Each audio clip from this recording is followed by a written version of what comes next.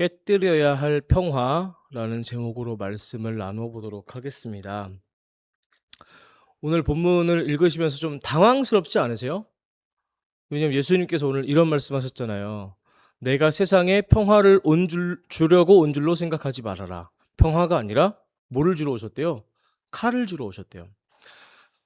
낯선 말씀이죠. 왜냐면 우리가 알던 예수님은 어떤 분이세요? 평화의 왕이세요.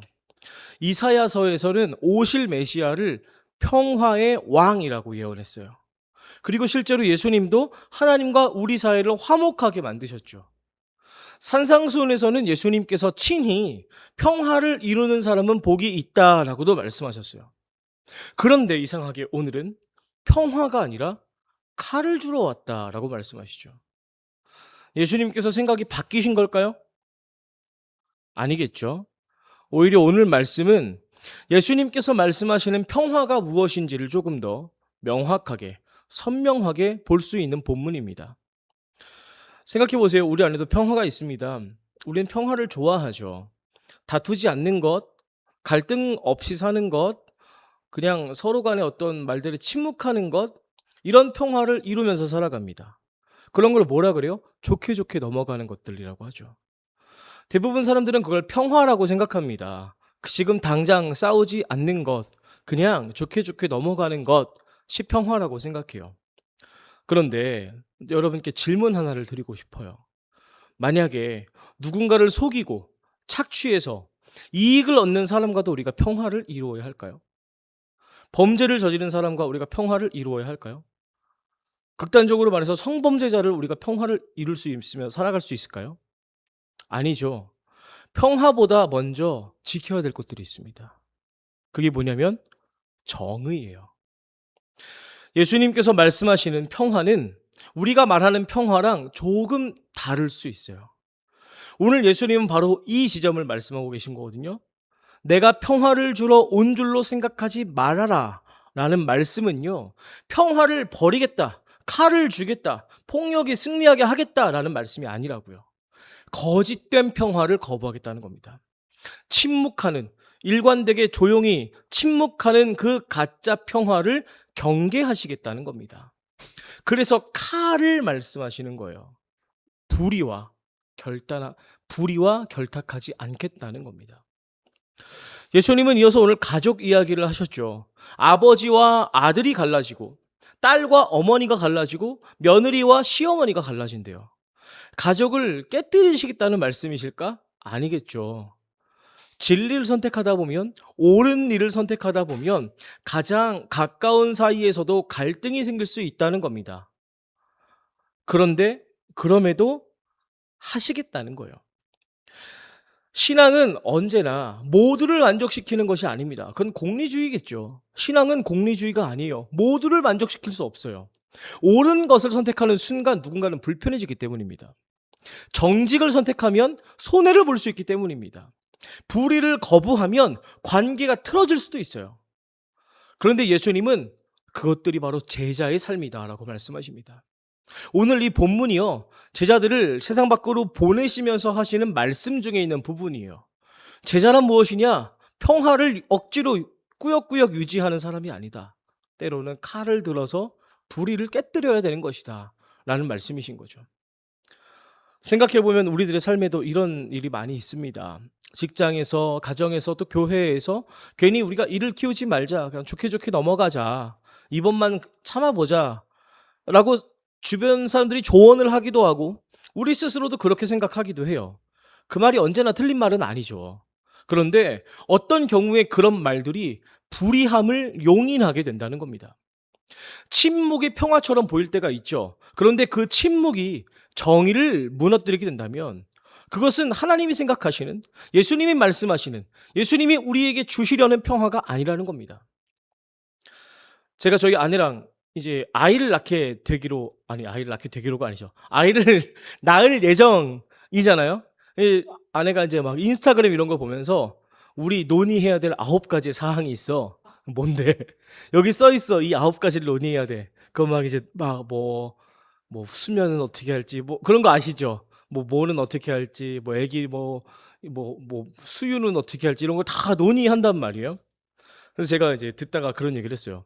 "우리는 육아라는 한 배를 탄 선원들이다. 그럼 우리 사이에 선장이 필요하다." 왜냐하면 그리고 그 선장의 어떤 그 말을 따라야 한다. 왜냐하면 이거는 옳고 그름의 문제가 아니라 옳고 그름이면 당연히 옳음을 선택해야죠. 아이가 아플 때 병원을 가지 말아야 되냐 가야 되냐? 이건 가야죠. 그런데 옳고 그름의 문제가 아니라 어떤 방향성의 문제, 일관성의 문제라면 선장님을 한 명 정해 놓고 그 선장님을 따라가도록 하자. 그런 얘기를 했어요. 그게 왜 가능해요? 이거는 옳음의 문제가 아니기 때문이에요. 그냥 어떻게 키울지를 결정할 문제이기 때문이에요. 그렇죠? 이건 방향성의 문제예요. 그런데 이게 옳고 그름의 문제라면 무조건 옳음을 선택해야 된다는 거죠. 하펄이라는 사람이 1930년대에 쓴 소설이 있습니다. 앵무새 죽이기라는 소설이에요. 미국의 남부의 메이콤이라는 작은 마을을 배경으로 하는 소설입니다. 이 마을이 굉장히 평온한 마을이에요. 아이들이 막 서로 들판에서 뛰어놀고요. 어른들도 서로 인사하고 안부를 물으며 정답고 다정하게 지내는 마을입니다. 주일에는 교회가 마을 사람들로 가득 차서 같이 예배를 드리는 마을이에요. 그런데 이 평화 밑에 누구도 건드리지 않으려 하는 차별이 있었습니다. 모두가 알고 있었지만 모두가 묵인하는 차별이었어요. 우리가 괜히 시끄럽게 일을 키우지 말자. 우리 마을 평화로운데 굳이 긁어부스러 만들지 말자. 어떤 차별이었냐면 흑인에 대한 차별이었어요. 미국 남부니까 당연히 뭐 그런 것들이 있었겠죠. 그런 차별이 공존하는 어떤 평화로운 마을에 톰 로빈슨이라는 흑인 청년이 억울한 누명을 쓰게 됩니다. 마을에 사건이 일어났는데 저 톰 로빈슨이 흑인이라는 이유로 그 사람이 범인으로 지목된 거예요. 변호사인 에티커스 핀치라는 사람은요, 이 사람이 범인이 아니라는 걸 알고 있었어요. 왜냐? 증거가 그랬어요. 범인은 왼손잡이인데 이 톰 로빈슨은 왼손을 크게 다쳐서 잘 사용하지 못했어요. 그러니까 범인이 아니죠. 그 외에 여러 증거들이 있었죠. 이 변호사 에티커스 핀치는 어떻게 할까 고민을 하다가 이 톰 로빈슨을 변호하기로 결심합니다. 부당하게 고발당한 이 톰 로빈슨의 변호를 시작합니다. 이 순간부터 마을의 평화가 깨져요. 이웃들이 그를 손가락질해요. 그의 자녀들을 따돌리기 시작해요. 하지만 핀치는 사력을 다해서 그 범인이 아니라는 증거들을 제출합니다. 하지만 톰 로빈슨은 감옥에 갇히고 말죠. 그리고 이 재판에서 범인이 아니라는 증거들 때문에 망신을 당한 피고 밥 유얼이라는 사람은 자신이 망신당했다는 이유로 에티커스 핀치의 자녀들을 공격합니다. 이 자녀들이 위협을 받고 공격을 받고 도망치는 와중에 이 자녀들을 지켜준 사람이 누구였냐면 이 마을 사람들 모두가 불황인으로 여기고 교류도 하지 않고 단절하며 지냈던 부 레들리라는 사람이었어요. 유일하게 그 사람이 이 아이들을 지켜줍니다. 정의를 수호하려던 주인공 핀치는 마을의 평화를 유지하고 싶었으나 정의를 위해 그 평화에 균열을 냈어요. 왜냐? 그 평화가 거짓된 평화였기 때문이죠. 누군가를 배제한 채, 누군가를 우리 공동체에 들이지 않은 채 유지하는 평화였기 때문이죠. 그리고 오히려 반대로 이 주인공을 지킨 사람들은 그들의 평화에 들어가지 못하는 사람들이었습니다. 마을은 겉으로는 평화로운 공간이었지만 그 평화는 사람들의 침묵으로, 무관심으로 세워진 평화였습니다. 에티커스 핀치가 무너뜨린 것이 바로 그 평화입니다. 예수님께서 깨뜨리신 평화도 바로 그런 평화입니다. 그 시대의 사두개인들, 바리새인들, 그리고 제사장들이 주도하던 평화는 사실 마치 이 앵무새 죽이기에 나오는 마을의 평화와도 같은 것이었어요. 정의보다 우리 간에 다툼이 없는 게 더 중요한 공간들이었어요. 불의를 덮어두는 평화, 진실을 침묵시키는 평화, 약자의 눈을 외면하는 평화. 예수님은 그런 평화를 위해서 오시지 않았습니다. 예수님이 이루시는 평화는 정의 위에 세워지는 평화였습니다. 그래서 오늘 본문은 우리에게 이렇게 묻습니다. 당신은 무엇과 화합하며 지내고 있는가? 사람과 화해하는 것은 아름다운 일이죠. 용서하는 것은 복음입니다. 사랑하는 것은 그리스도인의 길입니다. 그러나 불의와 화합하는 것은 결코 복음이 아닙니다. 불의와 손을 잡으면 정의와 멀어지게 됩니다. 이 본문을 가지고 한 노 목사님께서 이렇게 말씀하셨어요. 우리가 불의와 화합하게 되면 정의와 불화하게 됩니다.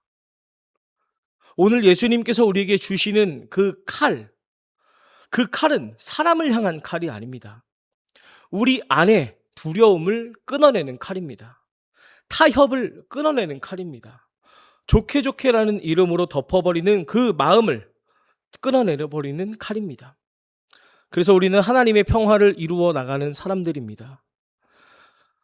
그 평화는 정의 위에 세워집니다. 그리고 때로는 불편해질 용기도 필요합니다. 때로는 거절할 용기도 필요합니다. 때로는 아닙니다 라고 말할 믿음도 필요합니다. 이것은 갈등을 만들기 위해서가 아니라 하나님의 진정한 평화를 이루기 위해서입니다. 그러니 이번 주 한 주도 끝까지 사랑하시되 불의와는 결코 화합하지 마시고 하나님의 평화를 이루어 나가시는 여러분, 우리 한민교회 모든 성도님들 되시기를 주님의 이름으로 축원합니다. 우리 주신 말씀 기억하면서 마음에 새기는 기도 갖도록 하겠습니다.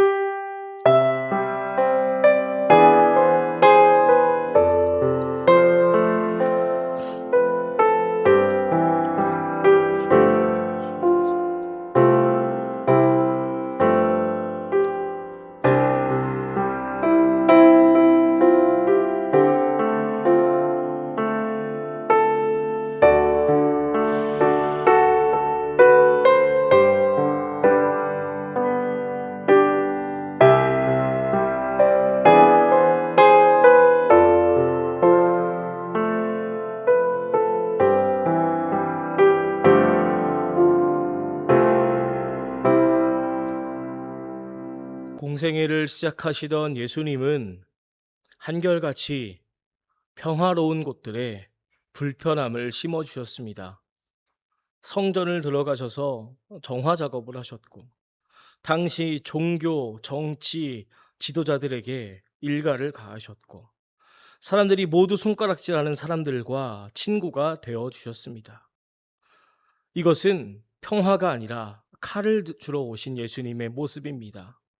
세상에 타협하고 평화를 이루는 사람들에게 비로소 불편함이 무엇인지를 알려주시어서 여전히 범주 밖에 있어 불편함을 겪으며 살아가는 사람들에게 평화를 주시기 위함이었습니다. 하나님의 평화는 특정 사람들의 평화가 아닙니다. 한 번도 평화를 누리지 못한 사람들이 누리는 평화입니다. 우리가 그 평화를 받아 세상 가운데 나누기를 소망합니다. 정의가 올바로선 사회가 되도록 하시고 우리들의 신앙으로 세상 가운데 불편함들을 여기저기 두게 하시어서 불편한 사람들을 되게 하시고 그리하여서 세상 가운데 정의로운 평화를 심어나가는 저희들의 삶, 저희들의 신앙 일주일 될 수 있도록 주님 인도하여 주옵소서. 예수님의 이름으로 기도드렸습니다. 아멘.